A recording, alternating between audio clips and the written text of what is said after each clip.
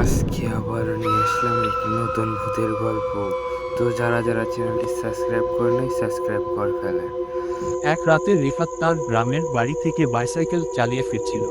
সময় তখন প্রায় রাত 11টা। চারদিকে নীরবতা। সে যখন পুরনো কবরস্থানের পাশ দিয়ে যাচ্ছিল, হঠাৎ বাতাস যেন থমকে গেল। গাছের পাতাও নড়ছে না, আর চাঁদের আলোয় পথটা কেমন জানি অদ্ভুত দেখাচ্ছিল। রিফাত লক্ষ্য করল, সামনে একজন সাদা শাড়ি পরা মহিলা দাঁড়িয়ে আছে। তার চুল খোলা, মুখটা নিচের দিকে।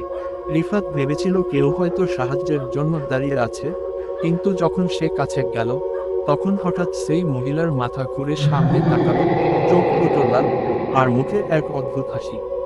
রিফাত কোনোভাবে চিৎকার না করে সাইকেল ঘুরিয়ে দৌড় লাগালো। পেছনে তাকিয়ে দেখল, সেই মহিলাটি বাতাসে ভেসে তার পেছনে আসছে। সে প্রাণপণে সাইকেল চালিয়ে গ্রামের ভেতর ঢুকে পড়ল, আর পেছনের সেই মহিলাটি হঠাৎ করেই অদৃশ্য হয়ে গেল। সেই রাতের পর থেকে রিফাত আর কখনো একা রাতের রাস্তা দিয়ে যাওয়ার সাহস করেনি। গ্রামের লোকেরা বলে, সেই রাস্তায় নাকি একসময় এক মহিলা দুর্ঘটনায় মারা গিয়েছিল। এখনো নাকি তার আত্মার রাতের যাত্রীদের খুঁজে ঘুরে বেড়ায়।